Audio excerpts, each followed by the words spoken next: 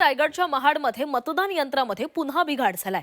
मतदान केंद्र क्रमांक 2 वर मतदान यंत्रामध्ये हा बिघाड झालेला आहे। मतदारांची रखडपट्टी पाहायला मिळतेय, त्यामुळे मतदारांमध्ये आता नाराजीचा सूर आहे।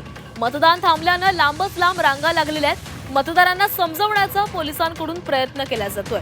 रायगडच्या महाडमध्ये मतदान केंद्रावर मतदान यंत्रामध्ये पुन्हा बिघाड झालेला आहे। मतदान केंद्र क्रमांक 2 वर मतदान यंत्रामध्ये हा बिघाड झालाय, त्यामुळे पुन्हा एकदा मतदारांना ताटकळत बसावं लागलेलं आहे। त्यामुळे मतदारांमध्ये आता नाराजीचा सूर आहे। मतदान थांबल्यानं लांबच लांब रांगा देखील लागलेल्या या मतदान केंद्रांवरील मतदारांची समजूत काढण्याचे पोलिसांकडून प्रयत्न सुरू आहेत।